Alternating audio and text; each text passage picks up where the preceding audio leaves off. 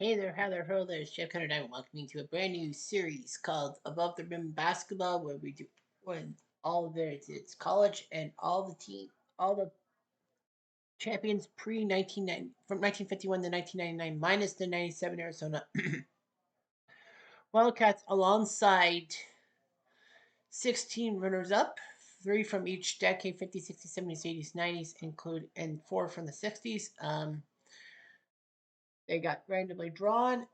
I hope you saw the primer video yesterday. So we go through it. We're going to go through 64 matchups. We're going to go through a lot of things happening and all that. So we're going to randomize a matchup, and it will be 69-70 Jacksonville and 92-93 Michigan. Well, those numbers are just there for the teams that were added in and all that. The 1970 Jacksonville Dolphins, 26-2 in the regular season.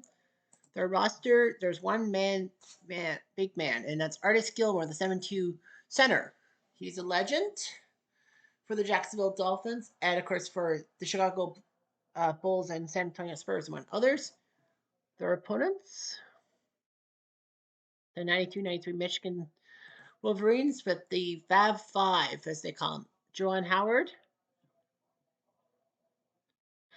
Chris Webber, Ray Jackson, Jimmy King, and Jalen Rose. Of course, Fab Five, they were freshmen in the 92 when they got all the way to the NBA Finals, shocking a lot of people by having a lineup of 5 freshmen get to the the college basketball final. They lost to Duke, but no shame in that. Yeah, you see Juwan Howard being a good player. He played for the Bullets slash Wizards and the Toronto Raptors, among others. Chris Webber got drafted by uh, Orlando, traded to Golden State, and then allegedly after 1 year he bolted for Washington. He didn't want to play for Golden State in Clarismo. So he went to Washington, then Sacramento, his best years in the 2000s. Ray Jackson, he tried to be in the NBA, but he couldn't. Jimmy King, he was drafted by the Raptors in the expansion draft of 95. And Jalen Rose, who was a Raptor alongside a Bull and a Pacer, among others. Rob Pelinka, the 6'6 guy. Eric Riley there. Michael Talley. Sean Dobbins, 6'1". There was even a Reader's Digest book thing about him. So we're gonna play the series, and if we go to a game seven, we go to game seven. I made best of 7 because it'd just be fun. All right, so game one sees Michigan win 82-75. 31 from Jawan, 10 from Rose, 9 from Riley in the backcourt. The foul situation, Weber had 4 fouls, but thankfully he didn't foul out. Jacksonville 17 from Morgan. Gilmore only got 11 points in 24 minutes. But the worst part is that 5 on the PF. That's for personal fouls. He got booted. In college basketball, 5 fouls, you're out. In the pros, that's 6. But yeah, he fouled out. Morgan fouled out, and so did McIntyre. So yeah, Gilmore only had 11 points in 24 minutes, which was unfreaking real.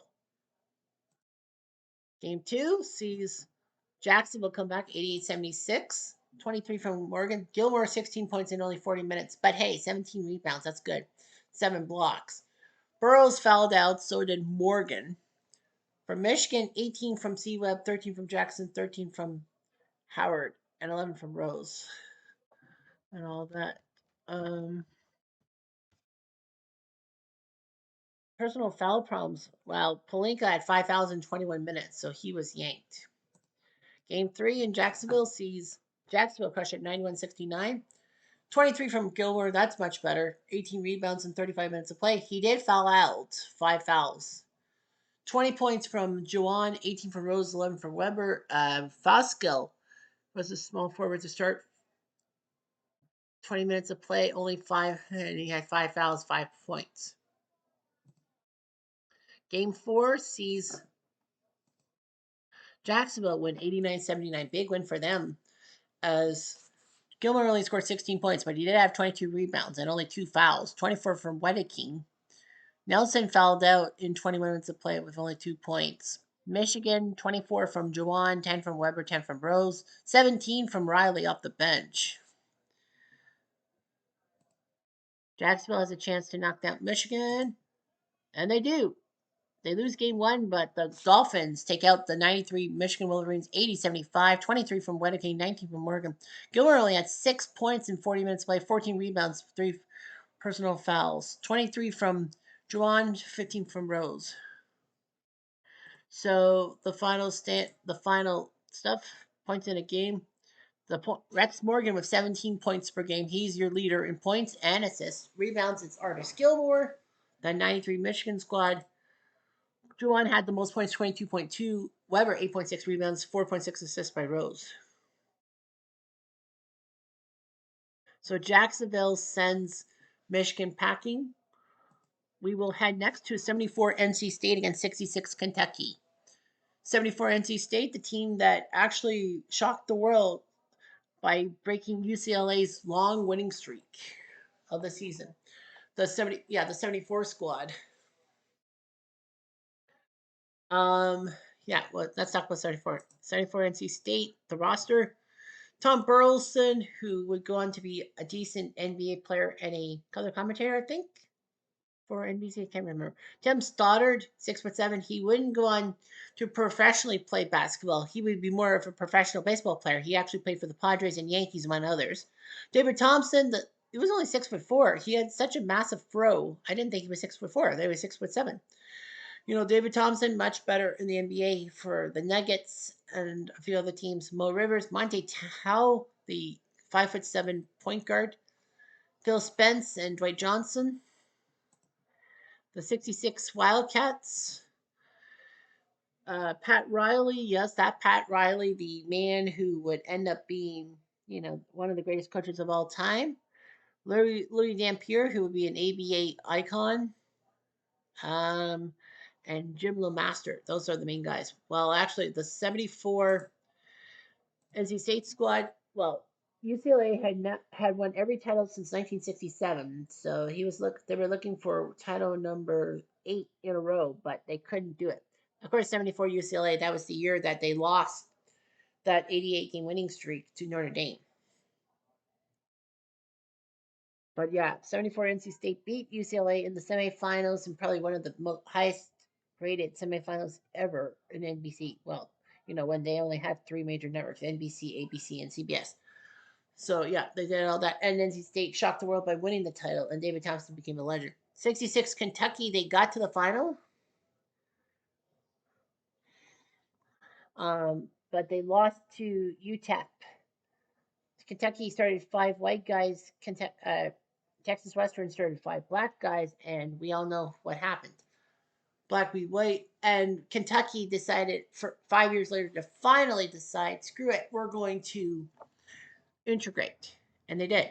All right, so game one sees NC State win 80-72 thanks to 27 from Mr. Thompson.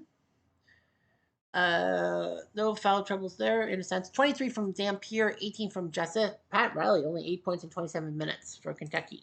Game two sees NC State crush it 86-65, 26 from Thompson, 19 from Monty Rivers. No NC State player actually had more than 2 fouls. They only had 8 fouls as a team. Pat Riley and Jessup, the center, had 10 combined. Yeah, so 8 fouls in a combined 40 minutes, whereas Kentucky had 10 fouls in a combined 52 minutes. But yeah, that was brutal. Riley and Jessup were both eliminated. Dampier, 14 points. Cron with 16. Game 3 back in NC State sees the Wolfpack win 105-80, 22 from Riley in a losing effort, but 27 from David Thompson. Monty Toe even added 22 in a great performance too. So yeah, David Thompson doing his job. And game 4 saw NC State win 89-68. 23 from Thompson, 17 from Monty Toe. Pat Riley fouled out with only 8 points in 28 minutes. 20 points from Dampier, 16 from Jassets. So the main leaders, NC State, Thompson 25.8 points per game, 11.2 rebounds, and 4 assists. Well, Thompson led an assist. Burleson, 11.2 rebounds. 66 Kentucky. Louis Dampier, 17.8 points per game. Larry Connolly, 4.5 assists per game. And Tommy Cron, 8.2 rebounds. Those are your leaders. Anyhow, we now head to 54 LaSalle and 99 UConn. We're gonna do 16 matchups today and 16 tomorrow. But we might have a game 7. Well, we'll see. Any game 7s will be done sooner than later. But anyway, yeah. 54 LaSalle. So their team 26-4 in real life. Roster, there's one main guy. There's two Francis O's, Francis O'Malley and Francis O'Hara, yes. But there's one main guy, the center, Tom Gola, 6'7", scoring lots of points. He had points per game of 23. He had what, 2 50-point games and all that? Yeah, 54 LaSalle, who won the national title that year. I had to look it up. 99 UConn, 34-2 in real life roster. Jake Bosco, who would do stuff for the Phoenix Suns. Richard Hamilton, RIP, from UConn. He would go on to do better things for the Detroit Pistons, helping them win the 2004 title. Ricky Moore, Khalid Al-Amin, good point guard, but not really good NBAer.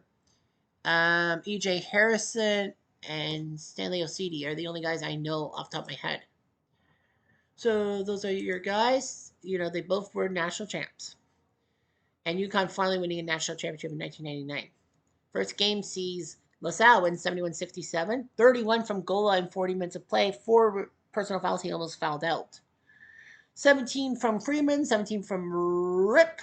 Elamine had 12. But yeah. So LaSalle wins by 4. Game 2 sees LaSalle only scoring 40 points. UConn holds Gola to 12 points. Singley with 11, Greenberg with 10. And they only scored 37. They only scored 7 points without those 3 guys.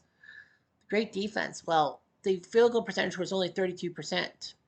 UConn went for 3 balls, but only could make 1 by Rip Hamilton. He only had 10 points. Freeman only had 16. So yeah, so like, you know, LaSalle could score 19 in the second quarter.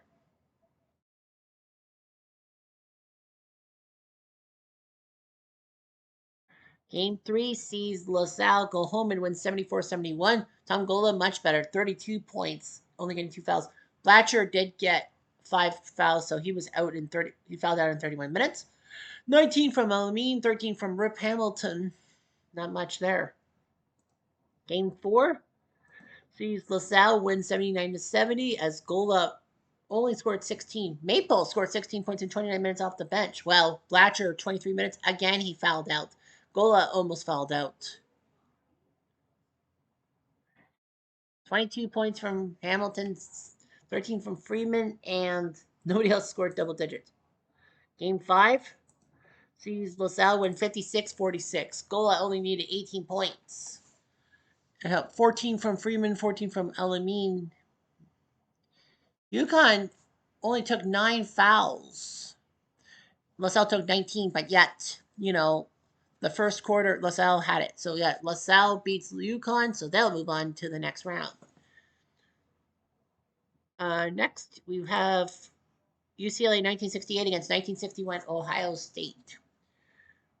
Ohio State, this was the year they lost the final to Cincy, if I remember right. 27-1, they were looking to go undefeated, but they lost the championship because Cincinnati were the 61 and 62 champs. The roster, Jerry Lucas, great player for the Cincinnati Royals and then they turned into, I think, did they turn into the Kings? But yeah, Kansas City Kings? I think so. Yeah, but yeah, Cincy turned into Kansas City. But yeah, Jerry Lucas and all that. He was known as a good center and all that. He played for the Knicks too. John Havlicek at power forward. We all know him as Havlicek stole the ball. Havlicek stole the ball. 1965. Johnny most famous call. He played for Boston, all of Boston, and his number 17 was retired in 1978. Larry Siegfried, good player as well. Bob Knight, the small forward, 6'4". Yes, that Bob Knight. With so many quotes. 1968 UCLA, 29-1. Their one L was in a game against Houston called the Game of the Century at the Astrodome. I think it was in January 1968. Yeah, that they decided to put a college basketball court in the middle of the Astrodome and have UCLA take on Houston. Houston won that game. Lou Alcindor actually was injured and didn't play much. I mean, didn't score much. So everyone thought that Houston had got the revenge on UCLA, but the joke was on Houston as LA beat them in the semifinals when it counted, the NCAA tournament. LA's roster, kind of okay and all that.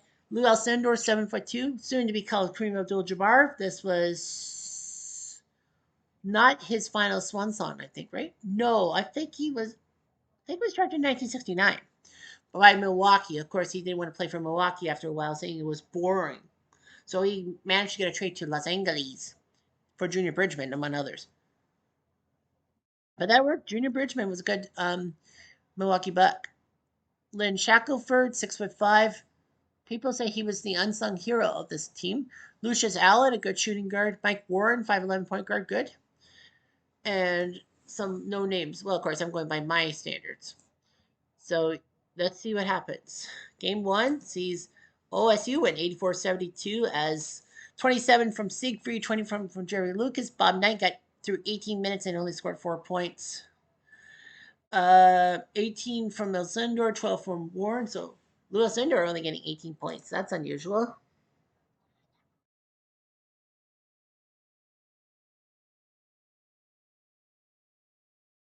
LA wins 89-83. 37 from Big Lou in 35 minutes of play. 14 from Lucius. Shush. 34 from Jerry Lucas and 4 personal fouls. 15 from Siegfried and Lowell had 8.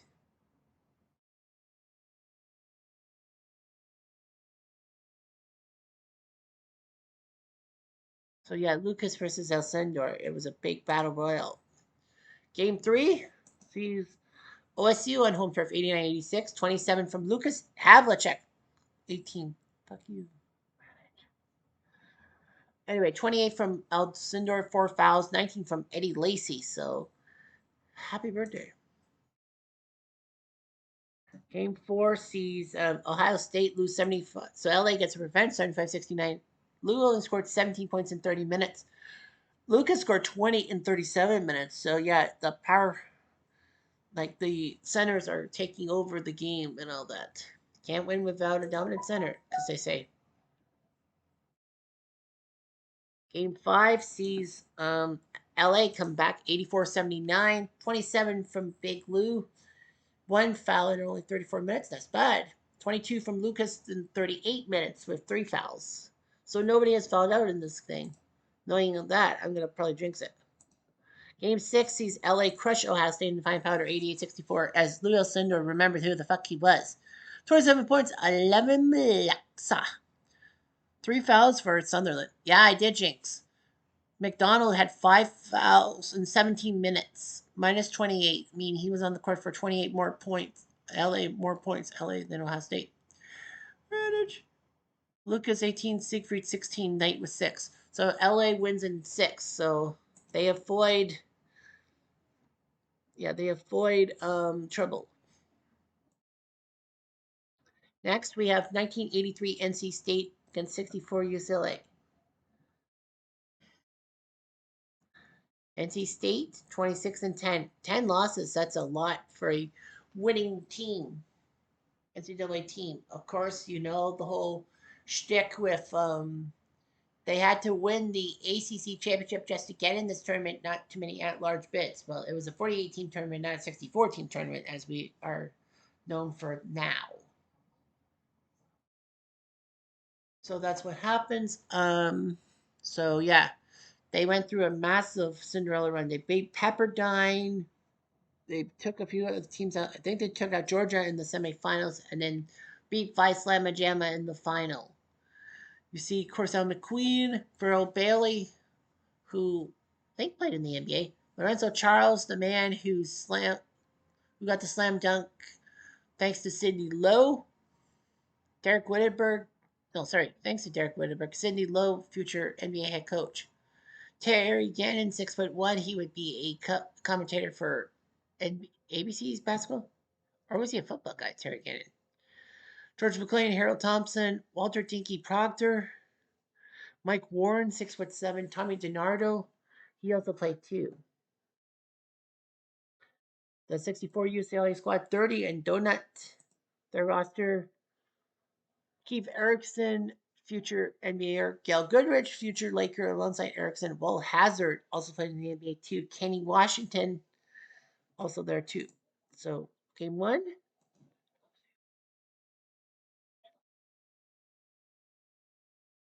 NC State wins 91-84 as 22 from Lowe, 17 from Bailey, 14 from Myers. 7 points for Lorenzo. 5 fouls for Lorenzo Charles. Keith Erickson, 5 fouls. Gail Goodrich, 5 fouls as well, so that wasn't good. 15 from Hirsch, 14 from Goodrich. LA loses. Washington only had 4 fouls. Game two sees LA lose 85-84. 23 from Myers, 17 from Charles and Lowe. 35 from Goodrich, 27 from Hazard. Basically, nothing else from those two guys. Anyone else? Hirsch had 5 fouls in 16 minutes, so basically he was a boot. Oh yeah, I forgot to talk about the high scores for LaSalle and Connecticut. Sorry, LaSalle, Gola, 21.8 points, 17.8 rebounds, and 4.2 assists per game. So he leads in all of them. UConn, Hamilton had 15.5 points, Fosco, 7.8 rebounds, Ricky Moore, 3.8 assists, and I say UCLA at 61, Ohio State, 23.7 points and 16 rebounds for Jerry Lucas. Larry Sigby, 4.3. 68 LA, Lou Alcindor, 25.7 points, 10.8 rebounds, Mike Warren, 4.2 assists. Forgot that standard. Game three sees NC State 1 win away, 88-82. 22 from Goodrich, 21 from Hazard, 5 fouls from Hirsch. This time in 26 minutes. McQueen had 5 fouls in 15 minutes. That doesn't help. 20 minutes by Myers off the bench. This guy is proving himself worthy. 18 from Winterberg, 17 from Farrell Bailey. Game four sees LA win 85-76. 18 off the bench from Washington. Erickson had 5,011 minutes. 18 from Washington, 16 from Goodrich, 15 from Hazard. 24 from Farrell Bailey. 13 from Myers, 11 from Lowe. Game 5 sees LA wins again, 78-59. 16 from Winterberg, 12 from Bailey. No one fouled out. Washington fouled out in 14 minutes with 5 personal fouls, 22 from Will Hazard. Game 6 sees LA win 92-83. So we have a game 7. Unfreaking real. 28 from Hazard, 24 from Goodrich, 19 from Gannon off the bench in 27 minutes of play. All 5 starters for NC State had 4 fouls. Not at least 4 fouls. 4 fouls, literally. So NC State was up 3-0, now has lost 3 in a row. So that would be very interesting. 56 San Francisco against 86 Louisville. San Fran perfect 29 in Donut. Bill Russell, that legendary guy, 6.9 center. Yeah, he was drafted by Boston. I keep thinking Russell was drafted by somebody else and then they traded him to Boston. Oh no, sorry, St. Louis. Yeah, the Hawks drafted him. The St. Louis Hawks. Well, when they were in St. Louis instead of Atlanta, they drafted Bill Russell, then traded him to Boston for a Ice Capade show or something like that. I think that was something else, but anyway, yeah. Hal Perry, Casey Jones, a future Celtic like Bill Russell, and a future Celtic coach like Bill Russell. Mike Prisero and Tom Nelson. The 86 Louisville squad, 32-7, with Never Nervous Purvis Allison. That's what they called him, although in the pros he sucked. Billy Thompson, also there. Milt Wagner was also a good player. Mark McSwain, Kenny Payne, I see, and David Robinson, but not that David Robinson. The real David Robinson is not 6'7". He's 7 foot.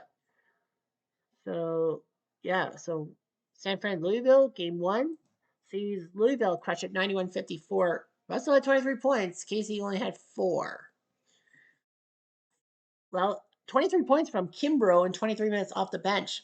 Every starter except for Crook had 10 points or something like that. So, yeah, the Louisville starters weren't really the main story. It was Kimbrough of all fucking people. Game 2 sees Louisville snip San Francisco 71-69. Russell only had 16 points. Farmer fouled out with 8 points.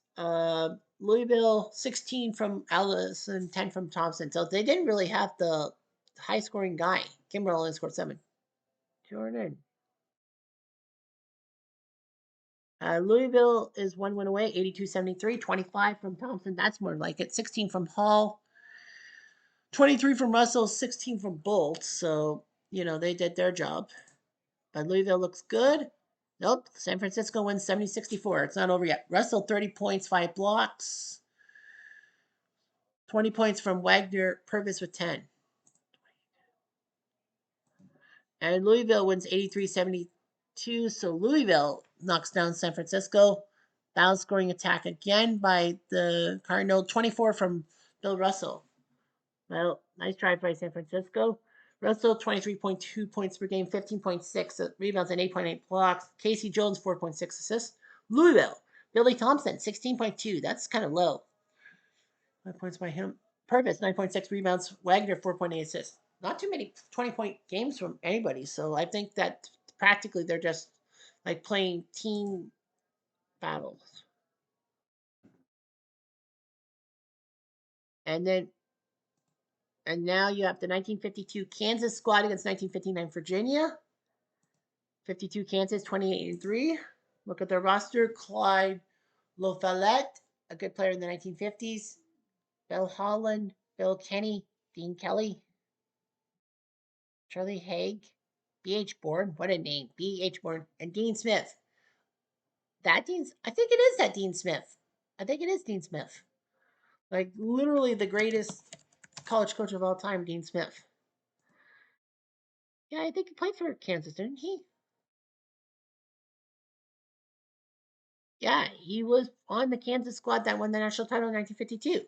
That was him, Dean Smith. 1959 West Virginia, 29-5. Their roster, one small forward by the name of 6'3" by the name of Jerry West. You've probably heard of him. Yeah, it's weird how West played for West Virginia. Of course, he would be an LA Lakers icon. Butch Good, I think, was the only other good player. So, yeah, we have Battle of the 50s. Is this the first all decades thing? We're going to go quickly through the all decades because it's the same decade. Well, sorry, 61-68. Game 1 sees West Virginia win 83-77, 29 from Jerry West in 38 minutes of play. 29 from Lovail in 36 minutes of play. Hogue only played 15 minutes. He fouled out. Keller played 14 minutes. He fouled out. You have 5 fouls, you're done. In pro, it's 6. Game 2 sees Kansas win 78-72, 26 from Lovail in 31 minutes. Linehart, 5 fouls for Kansas. 21 from West, 14 from Bulliard. Smith, 3 fouls. So, yeah, Kansas makes it 1-1. Game 3 sees overtime heroics as West Virginia beat Kansas 96-92. 28 from West, 23 from Bulliard. West did foul out after 39 minutes. Smith, 32 minutes, he fouled out with 5 fouls. Kansas had 2 guys, Leonhardt and LaFollette, foul out. 33 points. So that game went to overtime. Game 4 ended up being Kansas winning 75-65. Game 5, Kansas wins 82-68 thanks to 34 from Mr. Clyde. 16 from West in 30 minutes. That was not really Jerry Westlake. So Kansas looking like they want to do something. Game 6 sees Kansas finish it off 85-79. Bounce scoring. Bourne with 15 points in 21 minutes. He led the team. Lafayette only played 18 minutes. He had 4 fouls. He was getting close to being benched. West with 5 fouls, 15 points. Well, that'll teach him. So the 52 Kansas squad wins. Clyde L, 27 points, 13.3 rebounds per game. To lead the team, Dean Kelly, 3.3 assists. Meanwhile, West Virginia, West, 22 points, 11.7 rebounds, and Bob Smith, 3.5 assists to lead everyone. Next, we have the Battle of the 90s. We have 1994 Duke taking on 95, sorry, UCLA. 93-94 Duke, 28-6. They lost the final to Arkansas. But look at there. Cherokee Parks, who would be better known for being Vancouver's powerful center. Antonio Lang, okay. Grant Hill, everyone should know about Grant Hill. Great player for the Pistons, Rookie of the Year, close to being MVP one year. And then, of course, injuries would ruin his career. So, Jeff Capel also there too. I think he became Duke's head coach at one time. Eric Meek, Greg Newton, he was Canadian if I remember correctly. Joey Beard and Stan Brunson also on that team. The 95 LA squad, 31-2, national champs by beating Arkansas in the final, pissing me off right there. George Sudek, Ed O'Banion, and Charles O'Banion, the O'Banion brothers. Toby Bailey, good shooting guard. Tyler Edney, the guy who actually weed through Missouri in the second round. If it wasn't for that play, UCLA would not have won the title. Thanks a lot, Missouri. Cameron Dollar maker. Oh, I shouldn't really say that. Cutter, you are an idiot. 5'11". Yeah, he came back for the next year. Ed O'Banion kind of is a hated name for NCAA gaming enthusiasts of both college basketball and college football because it was him who kind of said that NCAA games were trying to, like football and basketball, like the legendary rosters didn't like randomize their things. They just basically put the heights and weights and everything, and then all you have to do is change names and all that. Thanks a lot. We would love to put like legendary players on legendary teams for college football 25 and 26, if you will. That's what I would do. But I have to stick with second and 10. Anyway, Ed O'Banion could have been a Toronto Raptor. Everyone wanted O'Banion because he was the MVP of the 95 NCAA tournament, but he went to New Jersey after the Raptors decided to take Damon Stoudemire. Everyone was pissed off. But once Damon won the Rookie of the Year, they quieted down. All right, game one. Sees LA win 79-71, 21 from Ed O'Banion, 21 from Andy, 22 from Cherokee Parks. Grant Hill only had 14. He had 4 fouls. Antonio Lane had 5. He was booted after 29 minutes. Game 2 sees LA win again 79-74, 14 from CDAC, 13 from Narango. Ed only scoring 9 points in 15 minutes. Well, he was booted. Look at this. 5 UCLA players, Ed O'Banion, Charles O'Banion, Bailey, Dollar, and Henderson, all fouled out. They only had 7 players by the end of the game, but they still fucking won. Eric Meek had 5,024 minutes. He was doomed. 17 minutes from Capel. Grant Hill only had 15 points in 37 minutes. Radish. Game 3 sees Duke go home and crush it. 91-61. 26 from Cherokee, 20 from Lang. Hill only had 16. Sudek was the only LA player to foul out with only 6. Ed O'Banion basically carried the team on his back.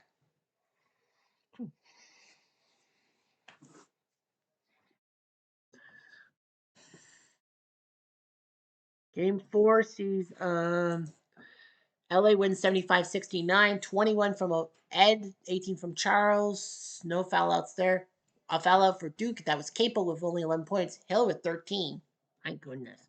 LA, can they sink Duke? Not today. 80-69. Duke with basic scoring. 5 fouls from Eddie in 21 minutes. 18 points from Henderson off the bench in 26 minutes. I think he had to replace Eddie, and so did Cameron Dollar.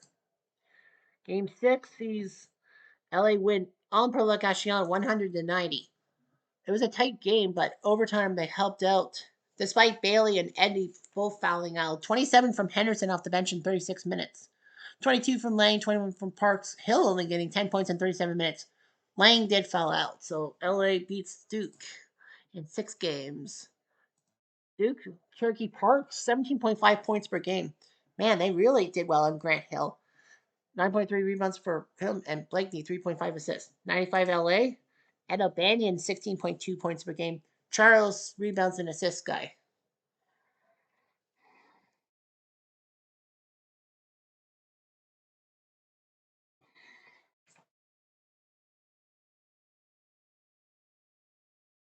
Okay, next we will have how many?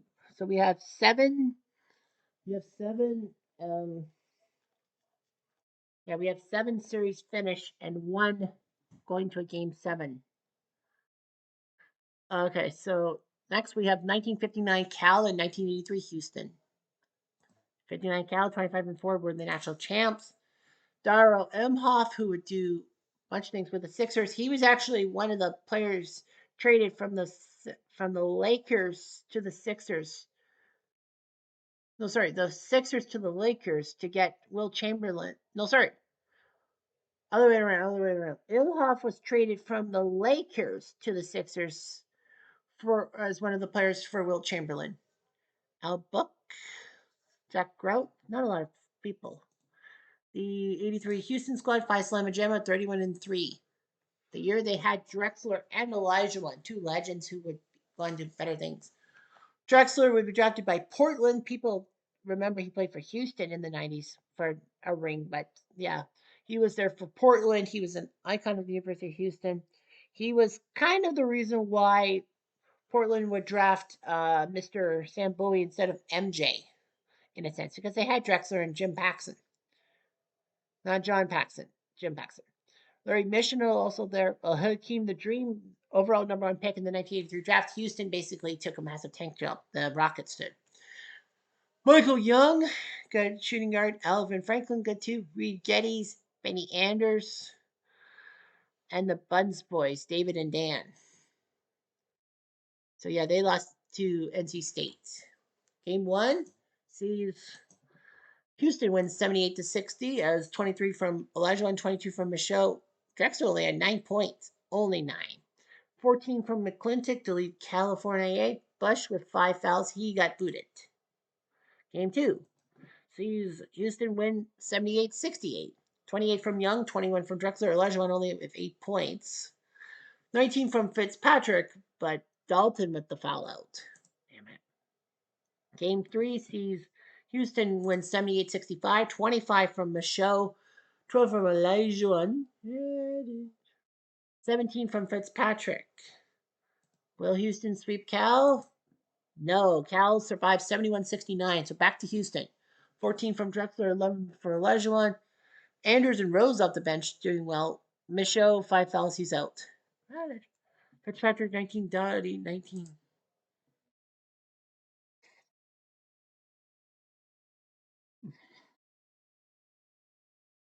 Game 5 sees Houston win 82-70. 16 from Imhoff. 26 from Drexler. Cal Danny Fitzpatrick, 16.4 points per game. Nobody had a 20-point game against Houston. They just played their damn hearts out. 83 Houston, Drexler, 15.6 a game. Elijah, 8.4 rebounds. Reed Geddes, 5.8.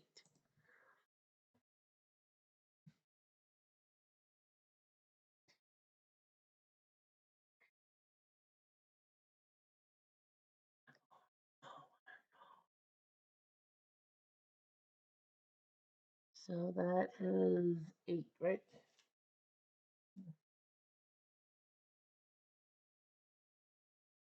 Okay, so our next series is 79 Michigan State against 53 Indiana.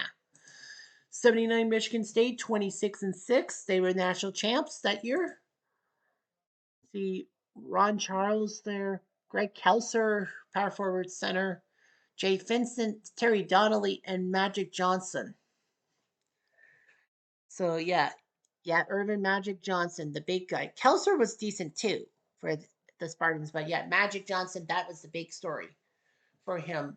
6'8", and he could play point guard. You rarely see a point guard over 6'5" back in those days. But Magic was the man, and the reason why, NBC had like tons of people watching the '79 title game against Indiana State.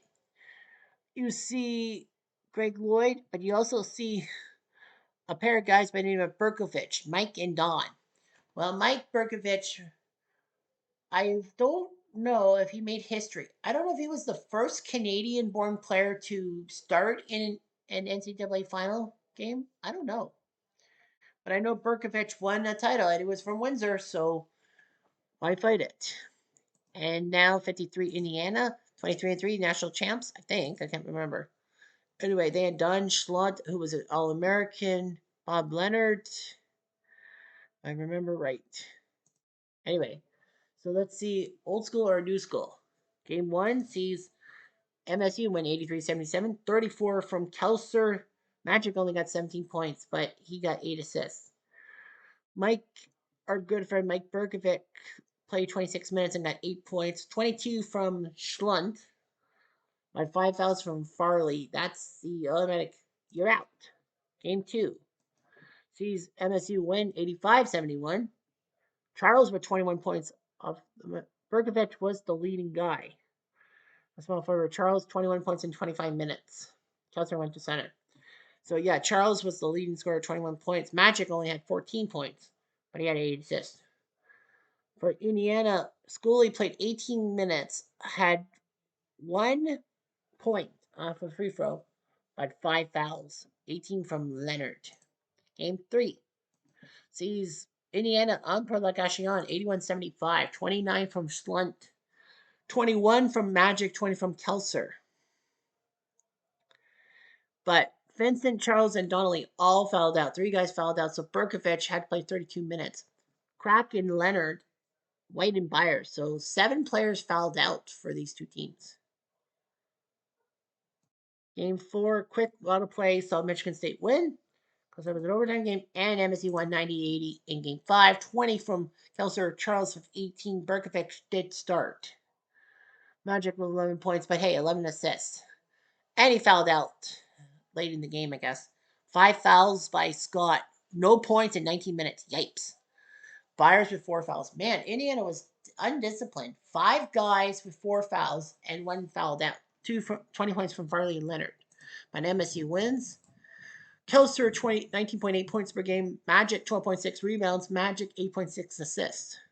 Berkovic didn't make any of those rosters. Well, that's okay. No harm.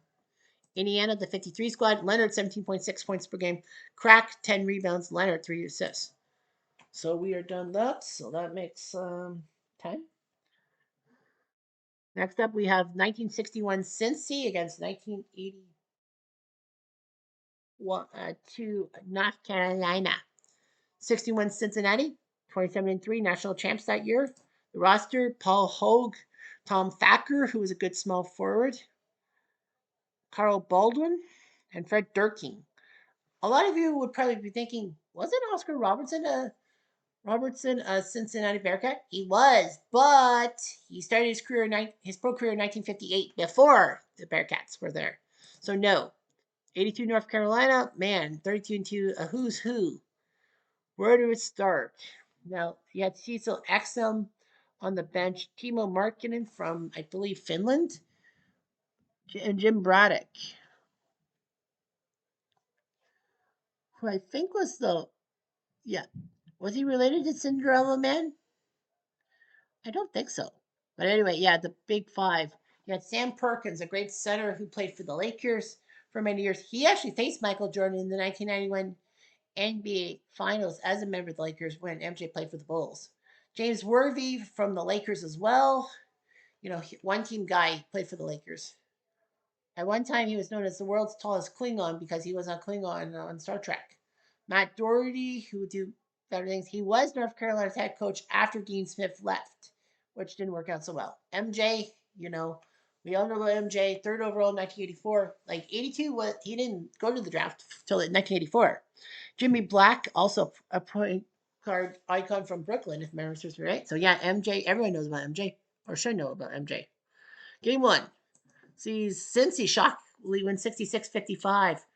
18 from Bolden, 15 from Worthy, 13 from MJ in 19 minutes. He had 3 personal fouls, but why did he only play 19 minutes?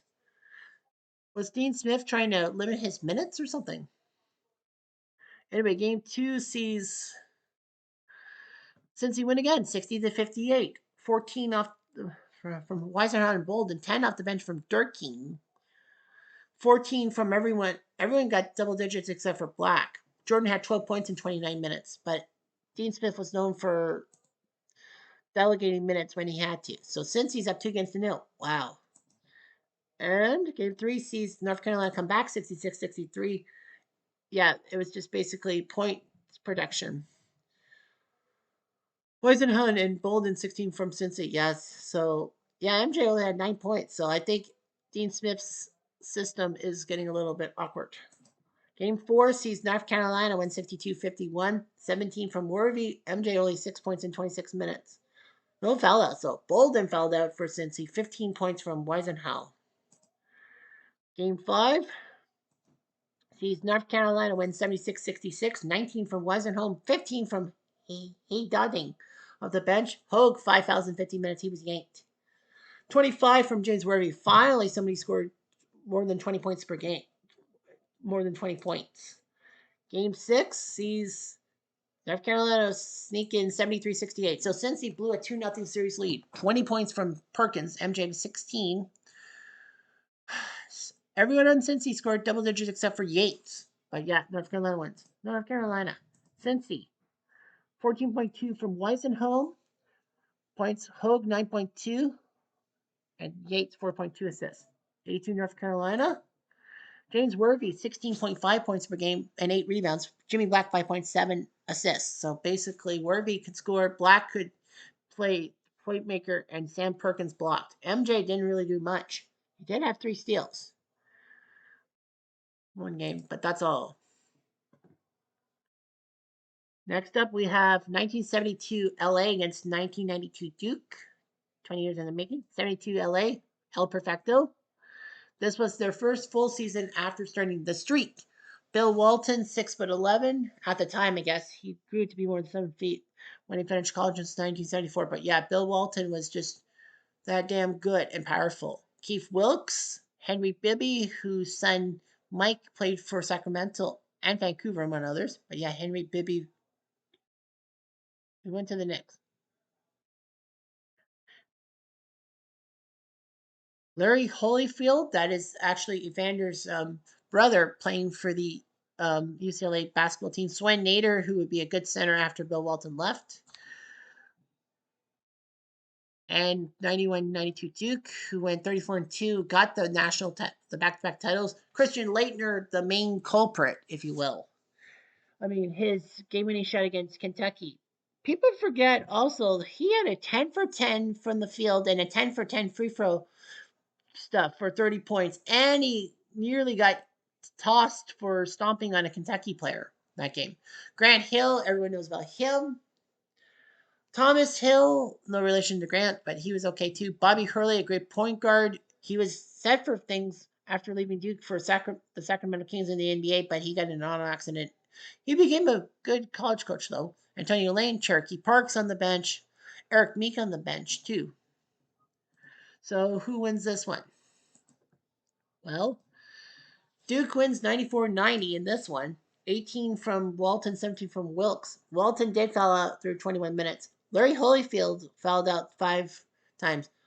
Larry Holyfield probably is like his brother Evander and was boxing instead of doing anything. 21 points from Laettner, 19 from Grant Hill. So yeah, Larry Holyfield, round sport. Game 2 sees Dukies win 83-73, 22 from Walton. Wilkes had 5 fouls in 20 minutes. 30 points from Laettner. He was who he said he was, a great player. And the cat is up to no good. I know you can't hear her, but you can feel her. Game 3 sees Duke win 81-77, looking like it's a sweep. Every Duke starter gets double digits. So basically, it was ball control. LA, 3 guys in double digits. Larry Holyfield had 14 points in 13 minutes, but thankfully he only got 1 foul. Remembering, this is not boxing like his brother. Game 4 sees LA win and avoid the sweep. 27 from Walton, 14 from Wilkes. Thomas Hill did foul out with 16 points in 34 minutes. 19 from Grant Hill. Game 5 sees LA win again, 91-61. Larry Holyfield, 16 points off the bench. Amazing, in 21 minutes.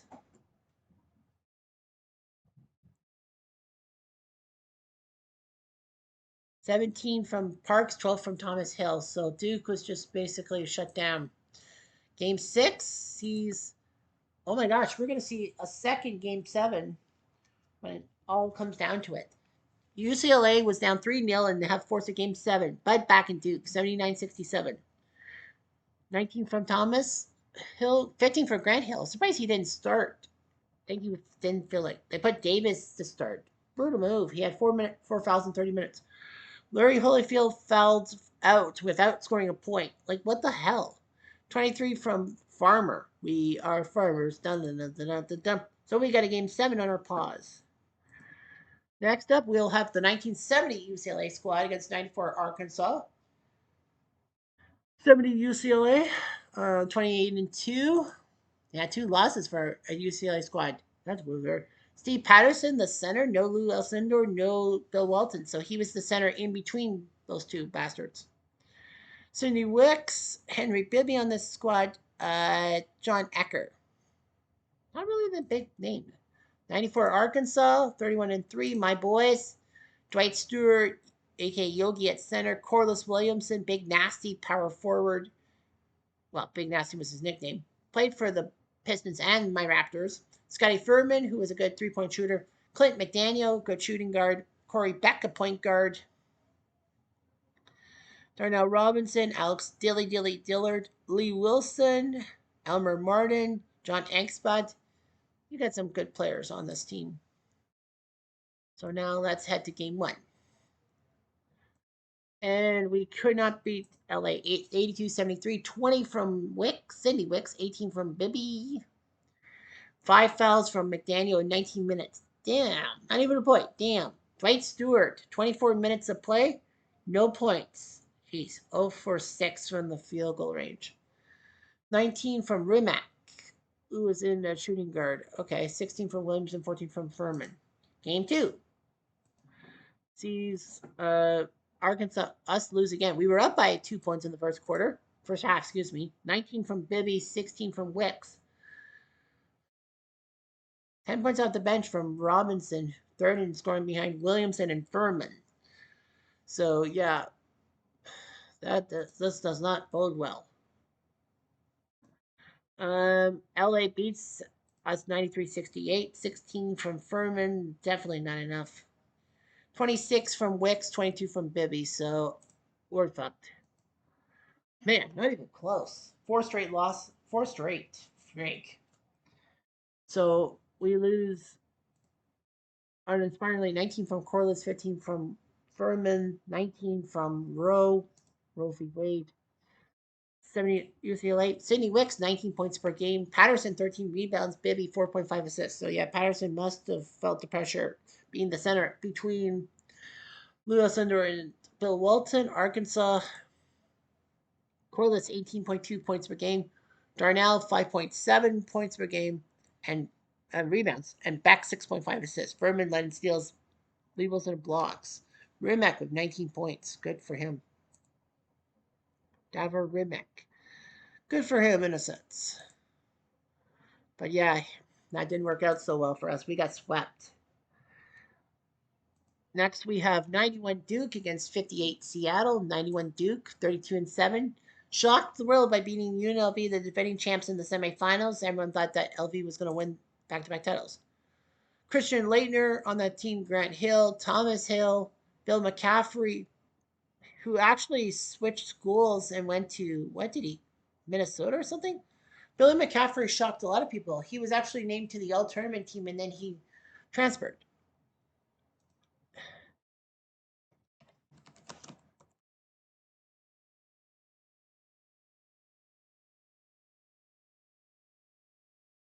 And he went to Duke. Yeah, and he sat out. He was the second leading scorer during the championship season, and then sat out to transfer to Vanderbilt. Yeah, that was actually shocking. He was actually, I thought he was on the all team, but yeah, that was shocking. Bobby Hurley, point guard. Brian Davis, Antonio Lang on this team. Christian Ost, 58 Seattle, the Seattle Redhawks, as they were known as. The University of Seattle having a basketball team in Division One. That was rare. 23-6. Led by one guy and one guy only. His name, Elgin Baylor, 6'6" power forward who would do well for the Minneapolis Lakers before they moved to Los Angeles. So yeah, that's why Seattle's known. And they were the national champs that year too. That's why. Anyway, game one sees Seattle hang with them, losing only by 2, 85-83, 30 by Leitner and all that, 18 by Brown. Baylor only had 17. Four Seattle starters had 4 fouls, so they had to be careful. Game two sees Seattle again lose by 2, 92-90. Again, Duke had like a good lead after the first half. 31 from Leitner, 14 from Travis Hill. Cutter. Thomas Hill, and 15 from Brian Davis. Quebec with 4 fouls. Quebec. Kutnikov had 5 fouls in 15 minutes. 33 points from Baylor. Second best scorer was Humphries with 15. So yeah, Seattle holding on tight. Game three sees Duke win only by 3 points. 25 from Baylor, 20 from Frizzle. Palmer had 5,012 minutes for Duke, 20 points from Leitner, 11 from Billy McCaffrey. Game four is a sweep. And that was even close. Seattle hung on. They only lost by a combined 7 points in 3 games, and then they freaking lost the plot. 104-59. 13 from Baylor. Can't blame them. Ograk and Frizzle and Humphreys all fouled out. 27 from Leitner, 20 from Davis. Brian Davis. Duke, 91 team. Leitner, 27 points per game, 10.5 rebounds, and 8.2 assists by Hurley. Seattle, Baylor, 22 points, 15.8 rebounds. Harney with 3 assists. So he tried his best. So that makes 14, right? For a 12. Yeah, 12 series are done, and 2 are at 3-3. We go in the middle for the next one. 63 Cincy and 57 North Carolina. 63 Cincy, who were trying to three-peat at 20, but lost the last game when they needed to. George Wilson, not from the Dennis and Menace comics. Tom Fackerts there. Tony Yates. Shingleton. There's Gene Smith. Fritz Meyer. 57 North Carolina. 32-0. With the legend at small forward by the name of Lenny Rosenbluth from Brooklyn. Tommy Kern's also on that team too. But yeah, Rosenbluth leading the team to win the 1957 title over Wilt the Still Chamberlain. How? I don't know. Do you know? Anyway, game one sees North Carolina win 69-59. 15 from Radovich in 22 minutes. On the bench, Rosenbluth had 5,029 minutes, only scored 12. Bonham and Thacker, 5 fouls. Thacker, no points in 13 minutes. Yates played all 40. But yeah, 19 points from Hedoning off the bench. So yeah, they used the bench. That's what I did. Game two sees Cincy tied up 62-55. 14 from Thacker, 14 from Yates, 13 from Bonham. Well, Thacker fouled out too. So yeah, Thacker fouled out. Brandon fouled out for North Carolina with 17 points. Lenny had 14. Game three sees Cincy win 71-57, 21 from Rosenbluth, 10 from Brennan.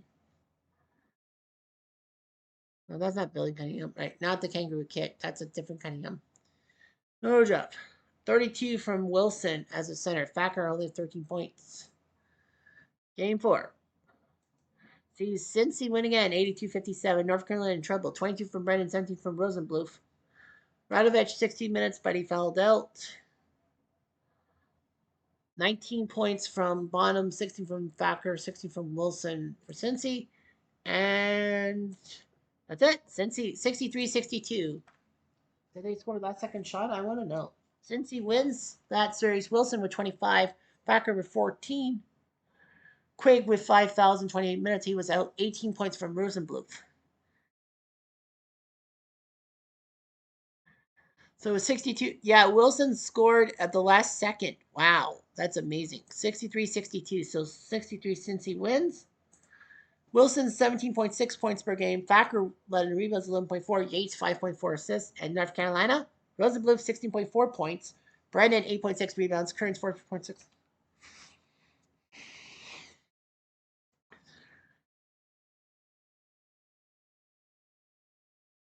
And we're gonna end with 65 LA, taking on 81 Indiana. So yeah, we'll see what happens here. 65, 28 and 2. McIntosh, Keith Erickson on this team, Gail Goodrich, both former Lakers, Kenny Wilson, Washington, sorry, Mike Lynn, Von Hoffman.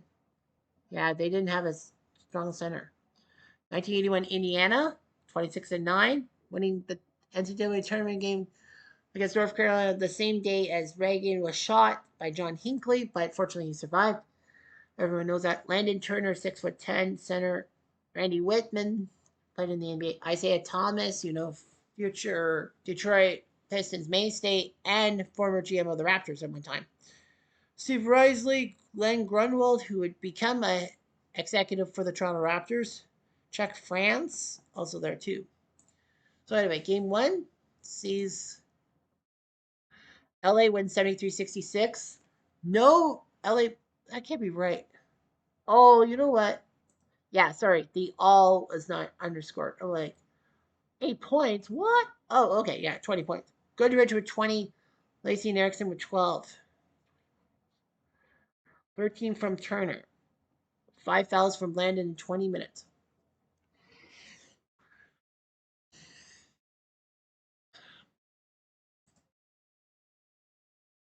Game two sees LA win 76-70, so they're halfway home. 22 from Keefe, 19 from Goodrich. Tolbert, 5 fouls in 36 minutes, 16 points. Isaiah, 18, Whitman, 2 points. Game three sees LA win 86-75, 19 from Tolbert. Well, the Turner, no points in 12 minutes. He played with 4 fouls. Lynn fouled out for LA, 18 from Erickson. Game four sees LA crushing it. Oh boy, did they crush it. 84-68. I think games were really close.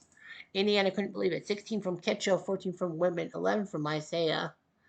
Bushi played 10 minutes and fouled out. 18 from Goss, 16 from Goodrich. So yeah, Indiana had no chance. 65 LA. Goodrich 17.8 points per game. Lacey 7.8 rebounds, 4.8 assists by Goodrich, two-way player. Indiana Tolbert 13.5 points per game. Nobody had 20. 9.8 rebounds and 4.2 assists by Isaiah. So yeah, that's it. So we have our 16 series. 14 have ended. 2 are going to be going to a game 7. We will have game 7 coverage. We'll probably do the game 7s on Friday, I'm going to probably say, or Saturday. Saturday. Yeah, so Super Saturday, we will have game 7 coverage of 72 LA, 92 Duke, and 83 NC State, 64 LA. The other 16 series will be done and dusted tomorrow to see who else will move on to the round of 32. Anyway, I'm Jeff Diamond. Adieu.